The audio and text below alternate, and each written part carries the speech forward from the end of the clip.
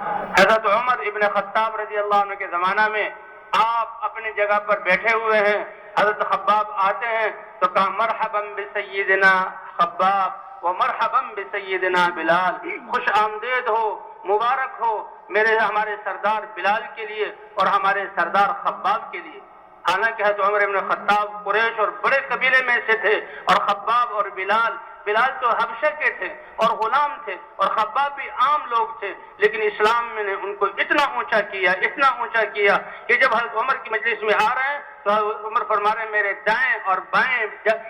جانب بیٹھنے کے قابل خباب اور بلال ہیں۔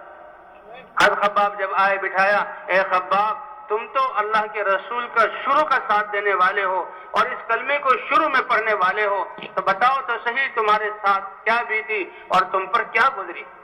تو بلال خباب کھڑے ہوئے اور اپنی پیٹھ کو مجمع کی طرف کیا اور اپنی پیٹھ سے قمیض اٹھائی، لوگوں کے رونگٹے کھڑے ہو گئے کہ ان کی کمر میں تو ایسے گڑھے پڑے ہوئے ہیں کہ ایک یہ چھوٹی سی انگلی کے برابر بھی جگہ سالم نہیں ہے۔ ان کے رونگٹے کھڑے ہو گئے، اے خباب یہ کیا ہوا؟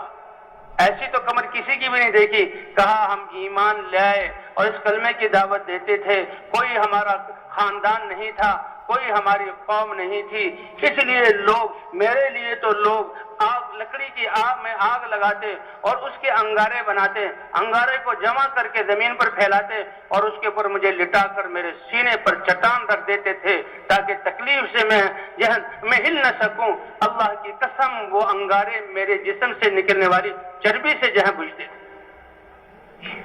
حضرت بلال رضی اللہ تعالیٰ عنہ کو یہ ایمان جو اللہ نے ہمیں عطا فرمایا، حضرت بلال رضی اللہ تعالیٰ عنہ کو اس ایمان کی دعوت دینے کی وجہ سے رسیوں میں باندھا جاتا تھا تاکہ آگے پیچھے نہ ہو سکیں اور اپنے جسم کو سہلا نہ سکیں، اور 10 سردار کھڑے ہو کر کوڑے مارتے تھے اور خون نکلتا تھا، اور بلال کہتے تھے احد احد، اکیلا اللہ ہی کی ذات ہے، وہی کرنے والے ہیں۔ وہ کہتے یا تو لا الہ الا اللہ چھوڑ دو ورنہ اسی حال میں تمہاری جان چلی جائے گی، کہ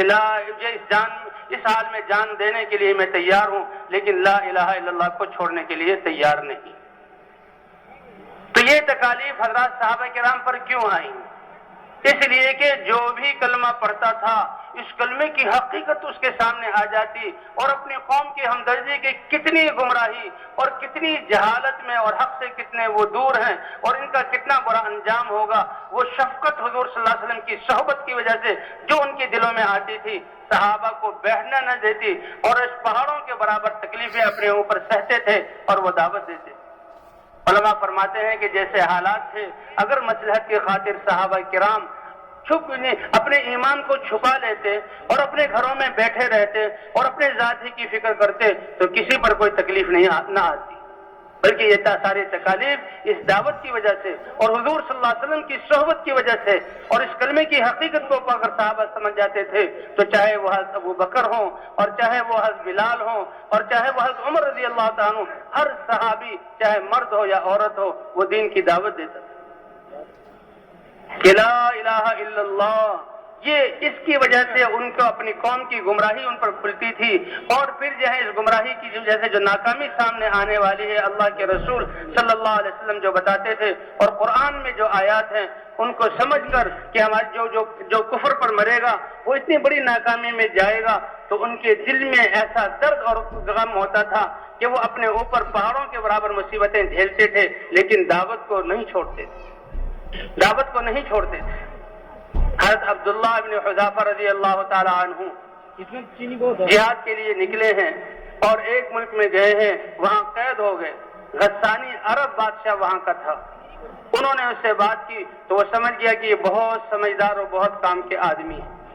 تو پہلے اس نے لالچ دیا اور کہا کہ دیکھو اگر تم اپنے دین اسلام کو چھوڑ دو اور محمد صلی اللہ علیہ وسلم کی اتباع کو چھوڑ دو اور میرے دین پر آ جاؤ تو میں اپنی بادشاہت کا آدھا ملک تمہیں دے دوں گا اور اپنی بیٹی سے تمہاری شادی کر کر اپنا داماد بنا لوں گا۔ تو یہ ہنسے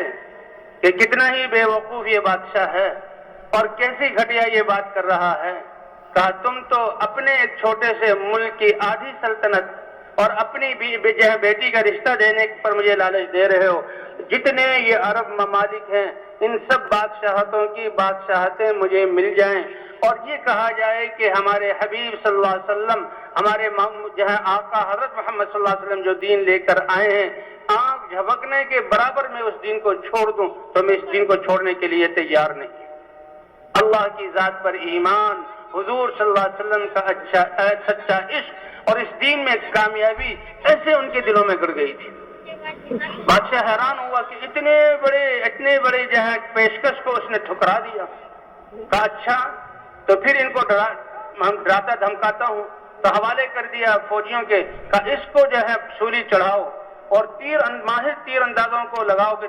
تیروں کی اس پر بارش کریں, لیکن اس کے جسم کو نہ لگے, اس کے جسم سے گزرتے ہوئے گزر جائیں, اس کے جو ہے سر اور جسم کے چاروں طرف سے تیروں کی بارش کی. لیکن اللہ کی ذات پر ایمان کہ جو اگر اللہ نے کا ارادہ ہے تو وہ تیر تو مجھے لگ سکتا ہے, اور اگر اللہ کا ارادہ نہیں ہے تو کوئی تیر مجھے ذرہ برابر نقصان نہیں پہنچا سکتا. یہ ایمان اتنے حوصلے والی چیز ہے کہ ایسے حال میں بھی کہ باندھا ہوا ہے سولی پر اور تیر ان کو نہیں بتایا گیا, نشانہ ان کا لگا رہے ہیں, لیکن ان کے دل میں ذرہ برابر تاثر نہیں ہے کہ جس تیر کا لگنا میرے نصیب میں لکھا وہ لگے گا. یہ تو اللہ کا امر ہے. یہ ایمان ایسے حوصلہ دلانے والی چیز ہے کہ جو بھی مجھے پہنچے گا وہ اللہ کے امر سے پہنچے گا, اور اللہ کے امر کو قبول کرنا یہ میری سعادت ہے. جان چلی جائے تو یہ میری سعادت. تو لوگ حیران ہوئے, بتایا کہ وہ تو ذرہ برابر اس سے متاثر ہوا ہی نہیں. اس کے ماتھے پہ تو تیور اور خوف کا جہاں وجہ سے رنگ کا پیلا ہونا ظاہر ہوا نہیں, وہ بالکل مطمئن ہے. کہا پھر اس سے زیادہ سخت منظر ہم اس کے سامنے لاتے ہیں, تو ایسا کرو کہ آگ جلا کر بڑے بڑے دیگچوں میں تیل ڈالو, اور جب تیل ابلنے لگے تو پہلے 2 عام مسلمانوں کو اس کڑھائی میں ڈال دینا تاکہ ان کے سامنے جلتے ہوئے تیل میں وہ کوئلہ بن جائے, اور پھر ان کو لے جانا. لیکن دیکھو اگر یہ اس منظر سے متاثر ہوں تو فوراً مجھے بتانا. تو ایسا ہی نظام قائم کیا گیا. کڑھائیاں چڑھائی گئی اور اس میں تیل کو ابالا گیا اور 2 ایمان والوں کو اس میں ڈالا گیا. انہوں نے اپنی جان اللہ کے حوالے کر دی, اور ان کو جب لے کر جانے لگے تو ان کی آنکھوں میں آنسو آ گئے. تو فوجی سمجھے کہ یہ تو متاثر ہو گیا, رونے لگا. بادشاہ کو خبر دی, بادشاہ بھی بڑا خوش ہوا کہ لے آؤ ان کو واپس. اور بادشاہ نے کہا دیکھو میں نے تو پہلے ہی تمہیں پیشکش کی تھی اور اب بھی تو تمہاری آنکھوں سے آنسو ہے, تم رونے لگے. کہ بادشاہ سلامت تم سمجھے نہیں کہ میں رویا کس وجہ سے ہوں. کس وجہ سے روئے ہو؟ کہ جب میں نے اپنے ساتھیوں کو دیکھا کہ آن کی آن میں ان کی روحیں نکل گئی اور اللہ کے لیے جان دے کر اللہ کے پاس پہنچ گئے, تو مجھے حسرت اور افسوس ہوا. اے اللہ تیری عظیم ذات,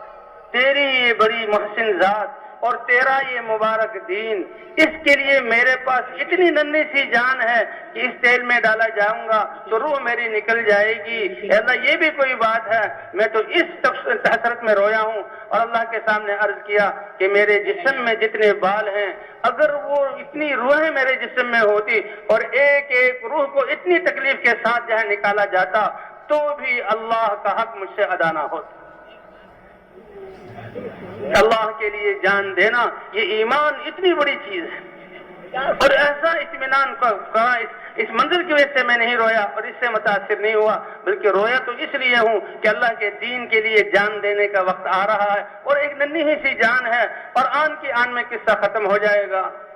یہ اللہ کا دین, اس کے لیے جان دینا, اس کے لیے سب کچھ لگانا, یہ تو اتنا قیمتی ہے کہ اللہ کے رسول صلی اللہ علیہ وسلم یہ کہہ رہے ہیں کہ میں اپنے لشکروں کو دین کی دعوت دینے کے لیے, اللہ کا پیغام پہنچانے کے لیے بھیجتا ہوں, تو میرا دل چاہتا ہے کہ ہر لشکر کے ساتھ میں نکلوں.